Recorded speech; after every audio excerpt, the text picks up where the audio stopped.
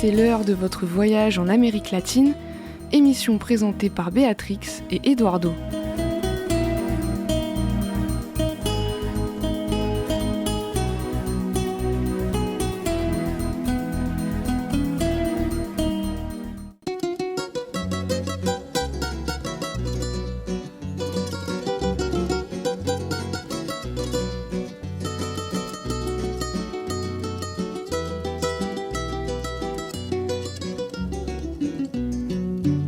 No te asombres si te digo lo que fuiste, una ingrata con mi pobre corazón, porque el fuego de tus lindos ojos negros alumbraron el camino de otro amor. Y pensar que te adoraba ciegamente, que a tu lado como nunca me sentí, y por esas cosas raras de la vida, sin el beso de su boca yo me vi, amor de mis amores, reina mía que me hiciste. Bonjour et bienvenue à l'émission L'autre Amérique sur le son de Radio Libre en Périgord, à Coulommiers-Chamiers et aussi de par le monde sur notre site internet. Cette émission est diffusée en direct tous les jeudis à 10h et rediffusée les mardis à 14h. Pour vous donner des informations sur le continent latino-américain, à mon côté, Béatrix. Bonjour Béatrix. Bonjour Eduardo. Et à la technique, Antoine et... Yanis. Merci. Et nous avons le plaisir de recevoir des enfants qui viennent du centre de loisirs de Ature, n'est-ce pas, avec leur instructeur. Merci beaucoup d'être là. Très content de vous recevoir. Oui. Et toi, tu es content ou pas? Oui. Et toi? Oui. Bon, d'accord. Donc, nous allons parler, au sommaire de cette semaine, nous allons parler de la Bolivie. Vous connaissez un peu la Bolivie? Non, pas du tout. Nous allons parler du Chili, de la Colombie, de la Amazonie. Non, non plus. Ben, vous allez découvrir aussi. Et nous allons parler des plantes. Et à la fin, nous allons aussi entendre de la musique de ces continents. Je laisse la parole à Béatrice pour nous parler de la Bolivie. Oui, le sénateur du centre droit Rodrigo Paz, élu président. Après dépouillement de plus de 97% des bulletins de vote, le candidat de centre droit à la présidentielle bolivienne remporte le second tour de scrutin du dimanche 19 octobre dernier. Rodrigo Paz a recueilli 54% des suffrages selon le tribunal électoral. Dans un pays en proie à une crise économique après 20 ans de gouvernement socialiste, le sénateur Rodrigo Paz, qu'aucun sondage ne donnait gagnant, a pourtant remporté le second tour de l'élection présidentielle, devançant son rival de droite, Jorge Quiroga. Héritier d'une influente dynastie politique, Rodrigo Paz, économiste âgé de 58 ans, est un homme politique modéré, au ton populiste, qui se présente comme un homme de consensus.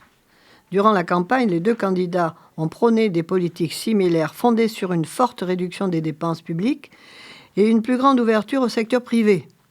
Rodrigo Paz a défendu un capitalisme pour tous, fondé sur la décentralisation et la rigueur budgétaire avant tout nouvel endettement. Son rival, Jorge Quiroga, plus radical, plaidait quant à lui pour une ouverture aux marchés internationaux et le recours à de nouveaux crédits. Rodrigo Paz ne disposera pas d'une majorité au Parlement pour gouverner, ce qui va le contraindre à former des alliances.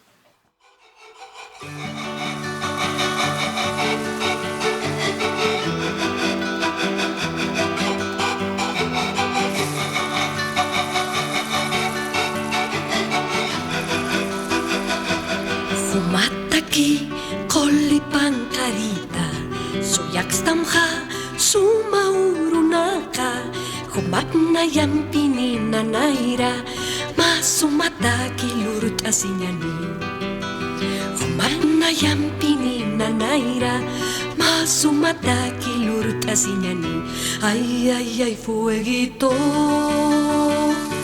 kolipan karita Ay, ay, ay, fueguito,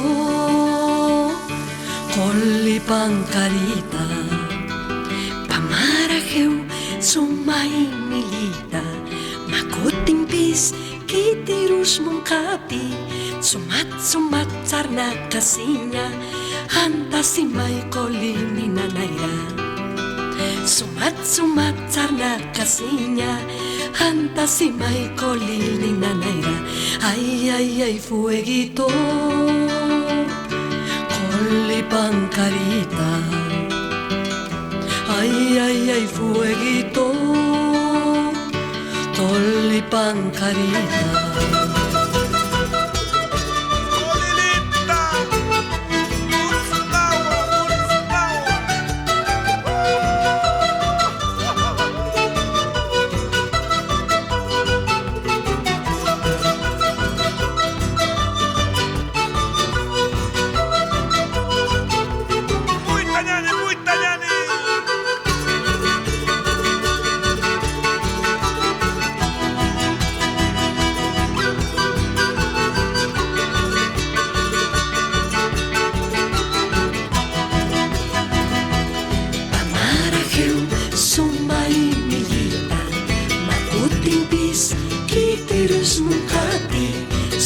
Sumat sarna kasinya, hanta si may kolini nanayra. Sumat sarna kasinya, hanta si may kolini nanayra. Ay, ay, ay, fueguito, colli pancarita. Ay, ay, ay, fueguito, colli pancarita. Folklore de la Bolivie. Oui, c'est la musique typique de ce continent en Amérique latine. Et je vais vous donner la parole, M. Vincent, s'il vous plaît. Donc, vous prenez le micro, s'il vous plaît, et vous allez nous raconter un peu en 4 mois et demi quel était le motif de venir avec les enfants, s'il vous plaît. Très bien, bonjour. La Libye. En fait, nous avons le projet de fabriquer une fiction radio avec eux pour Halloween. Donc, je les invite à venir voir comment se passe une émission de radio. Et voilà pourquoi nous sommes là aujourd'hui. Vous avez dit Halloween? Halloween. Halloween. Mais vous savez que ça vient de la France, c'est pas quelque chose de l'Amérique, des États-Unis. Non, moi, je pense que c'est celte à la base. Il me semble, d'après mes recherches sur Wikipédia. Bon, d'accord. Mais bon, peut-être nous avons d'autres sources. Mais ça vient pas des États-Unis. Oui, c'est les Irlandais qui ont amené cette coutume celte quand ils ont migré aux États-Unis. Voilà, donc c'est plutôt... D'Europe. Ça vient d'Europe. Européen. Voilà. Merci, monsieur Vincent. Mais pas d'Amérique latine. Ok. Et d'autant plus que je voudrais préciser, quand on parle de l'Amérique, on parle des États-Unis. N'est-ce pas? Tu es sûr? Oui, parce que moi aussi je suis américain. Bon, nous allons parler maintenant du Chili. Présidentielle, Jeannette Jara, candidate communiste sans complexe avec la sécurité. Près de 16 millions de Chiliens se rendront aux urnes en novembre prochain pour l'élection présidentielle. Un scrutin polarisé où 2 principaux candidats sont à l'opposé l'un de l'autre. D'un côté, José Cast, fondateur du Parti républicain à l'extrême droite. Face à lui, Jeannette Jara, communiste et candidate de la gauche réunie, et qui fait pour l'instant la course en tête dans les sondages. Détendue et souriante, Jeannette Jara a répondu pendant 1 heure aux journalistes étrangers le 15 octobre à Santiago. Un mois avant le premier tour de l'élection présidentielle, la candidate de 51 ans a d'abord rappelé qu'elle a grandi dans un quartier pauvre. Un argument qu'elle fait valoir alors que la question de la sécurité rythme la campagne électorale. Je viens d'un quartier pauvre et je sais les dégâts liés à la drogue. Je sais aussi la frustration des parents quand ils ne peuvent pas sortir leurs enfants de là. a-t-elle déclaré devant la presse. Fille d'un père ouvrier, d'une mère au foyer, Jeannette Jara a grandi les échelons jusqu'à devenir ministre du Travail sous l'actuel gouvernement. Le social est au cœur de son combat politique. Comme son adversaire d'extrême droite, elle a fait de la sécurité publique et de la lutte contre le crime organisé ses priorités. « Je n'ai aucun complexe avec la sécurité, dit-elle, et j'ai la main bien ferme. » Elle souhaite que l'État soit davantage présent dans les quartiers pauvres du pays, tant financièrement que socialement. La candidate porte son programme pour toute la gauche, puisqu'elle avait été élue à la primaire de juin dernier.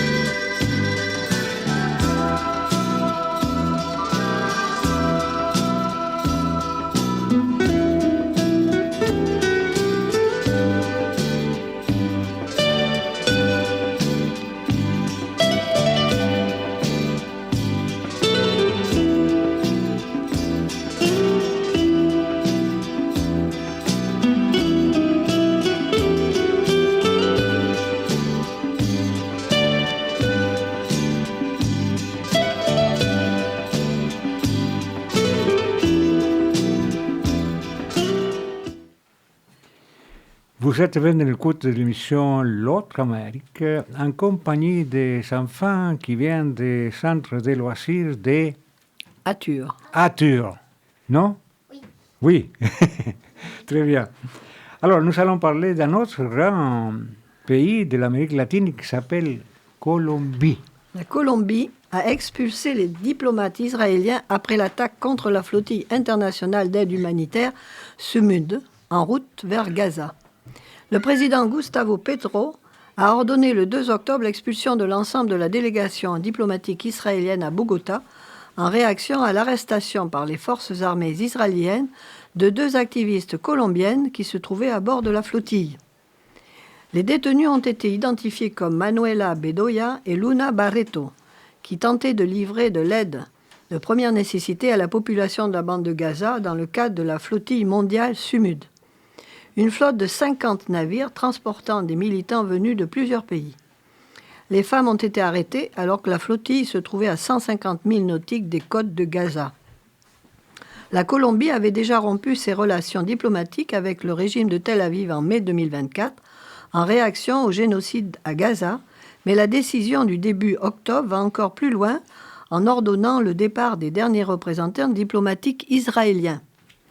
Le président colombien a annoncé que le ministère colombien des Affaires étrangères intenterait des poursuites, y compris devant les tribunaux israéliens, et a exhorté les juristes internationaux à soutenir l'équipe juridique colombienne. Gustavo Petro a aussi averti engager des poursuites judiciaires devant la Cour internationale contre Washington et le régime de Tel Aviv.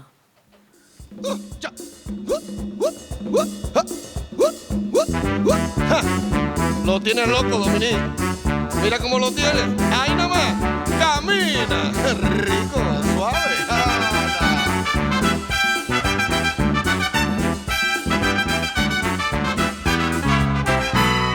Cuando Dominic se vaya para Inglaterra recordará lo bonito que es la cumbia. Roberto interpretará. Espero que no lo olvide, porque esta cumbia se grabará. Y en la cuenca del Caribe los tambores sonarán. Y en la cuenca del Caribe los tambores sonarán. Para Dominic, como souvenir, como es esta cumbia que le prometí, para que la lleve a su bello país. Cumbia colombiana para Dominic. Para Dominic, como souvenir, como es esta cumbia que le prometí, para que la lleve a su bello país. Cumbia colombiana para Dominic.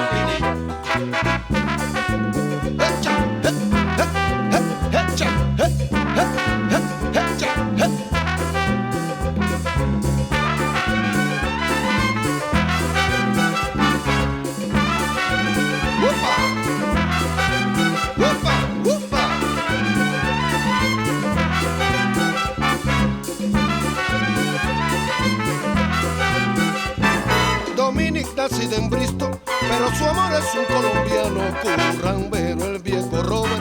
Para mí es como un hermano. Era una tarde nublosa cuando de pronto me aparecí, inspirado en una cumbia para la inglesa Dominic. Inspirado en una cumbia para la inglesa Dominic. Para Dominic, como souvenir, como es esta cumbia que le prometí, para que la lleve a su bello país. Cumbia colombiana para Dominic. Musique de la Colombie, c'est gai. Tu avais envie de danser, non? Tu voulais danser aussi? Non? Bon, je vais te montrer après comment Béatrice va danser. Bon, toujours à l'émission L'autre Amérique sur le son de Radio Libre en Périgord. Nous allons parler d'un grand exposition très important. Ça se passe à Paris. Mais pendant les vacances de Noël, ça va aller jusqu'à janvier, je crois, c'est indiqué. Jusqu'au 18 janvier, oui, au musée du Quai Branly. Création et futur autochtone. Loin du cliché de la grande forêt vierge habitée de peuples figés dans le temps, cette exposition entre art contemporain et collections historiques met en lumière l'Amazonie du point de vue autochtone, un monde vibrant et ancré dans le présent, où coexiste une multitude d'entités humaines et non humaines. Souvent réduite à sa seule biodiversité, l'Amazonie comporte pourtant une richesse culturelle foisonnante. L'exposition Amazonia propose un nouvel éclairage sur des collections dites ethnographiques des musées européens et interroge notre regard sur les arts visuels amérindiens. En mettant en dialogue les collections du musée avec des œuvres contemporaines d'artistes autochtones, l'exposition invite à repenser les frontières entre art traditionnel et art contemporain, telles qu'elles ont été définies par l'histoire de l'art occidental. Les artefacts peuvent y considérer comme des œuvres d'art à part entière, tandis que le patrimoine immatériel et les arts éphémères, danse, arts oraux, peinture corporelle, savoir, témoignent de la richesse et de la vitalité des cultures amazoniennes. À travers les voix et les créations des peuples autochtones, l'exposition révèle une Amazonie plurielle et contemporaine, où traditions ancestrales et modernité s'entrecroisent et s'enrichissent mutuellement.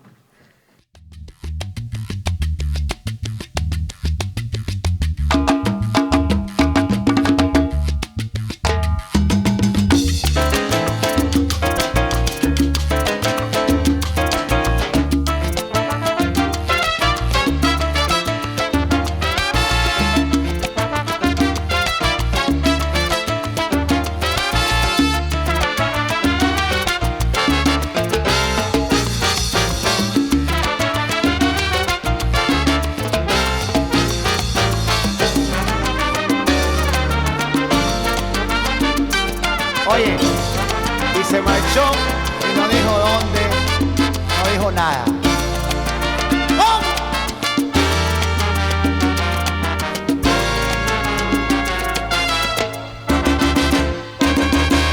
Ayer se marchó sin explicar lo que pasó. Se fue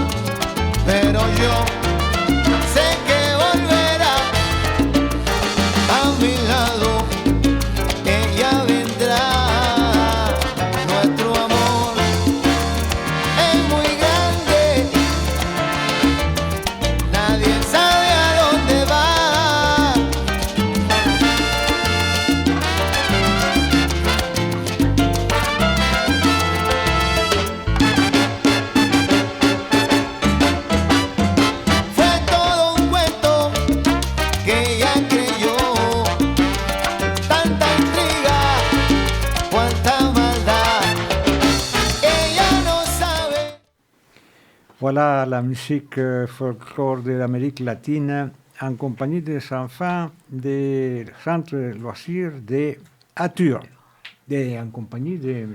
Vincent. Et nous allons parler maintenant, Naya, des plantes. Tu vois qu'ils sont venus d'où? Tu peux nous lire des mots là, s'il te plaît?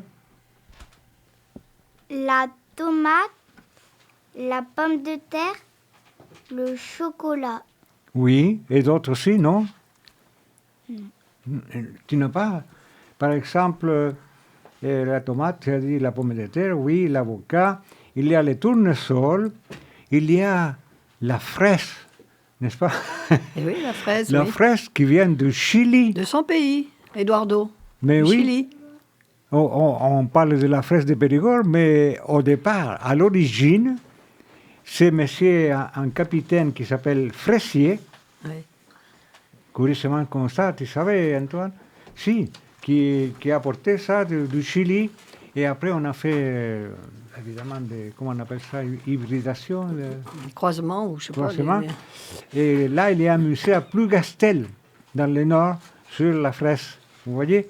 Tu vois, quoi d'autre tu as là en bas? C'est marqué, tu peux lire, Naya, les ingrédients, s'il te plaît, en bas.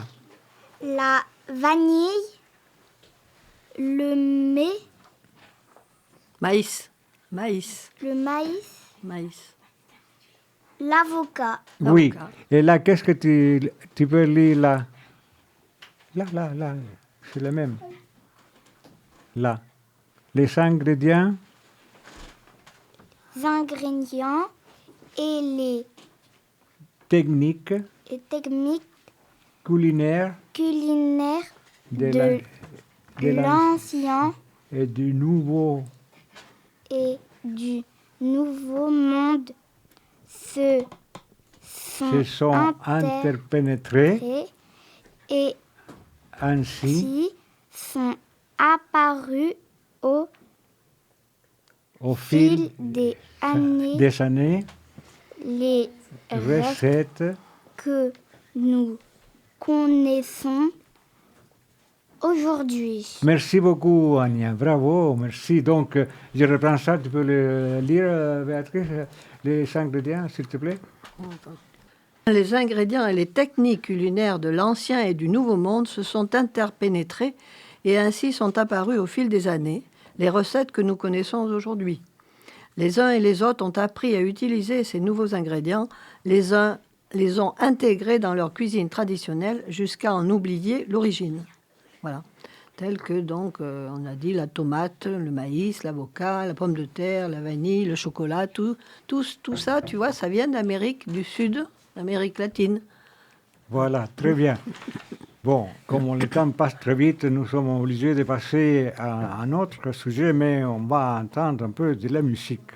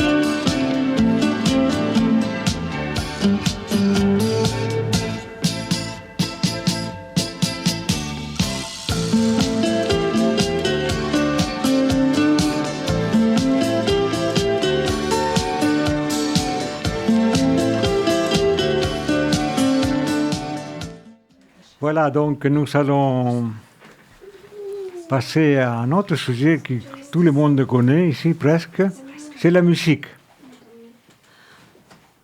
La musique? Oui. Non, on parle des plantes venues du Nouveau Monde. Non, mais tu tournes la page et il y a la musique. Ah, oui, la musique d'Amérique latine. Hein. Rythme et danse d'un continent. L'Amérique latine et les Caraïbes ont modifié en profondeur le paysage musical. Tango argentin, né dans les bas-fonds de Buenos Aires, samba devenu le véritable symbole du Brésil, mais aussi calypso, bossa nova, salsa. Dès la fin du siècle dernier, l'Amérique latine est le creuset bouillonnant d'une des musiques populaires les plus riches du monde. Ses héros s'appellent Carlos Gardel, Bob Marley, Celia Cruz, Compay Segundo, Joao Gilberto, parmi tant d'autres. Issue du syncrétisme entre les rythmes africains, européens et amérindiens, la musique latino-américaine demeure une source permanente d'inspiration pour le monde entier. Depuis l'éruption des conquistadors, la musique de l'Amérique latine et des Caraïbes s'est façonnée par emprunt ou réinterprétation, équilibrant en de subtiles alchimies les apports parfois antagonistes de l'Europe, de l'Afrique et des civilisations précolombiennes. Le nouveau continent a engendré un sortilège saisissant. Au Mexique, les femmes ont joué un rôle important dans la transmission des chansons.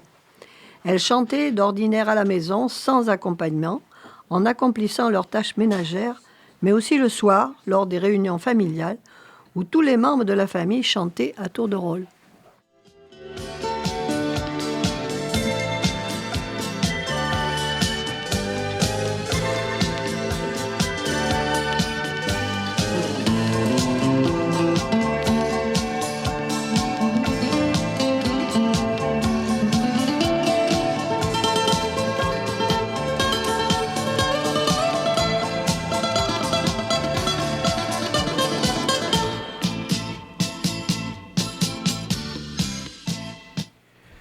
Notre émission touche à sa fin. Nous vous donnons rendez-vous la semaine prochaine pour continuer à découvrir ou redécouvrir des aspects de ce continent latino-américain.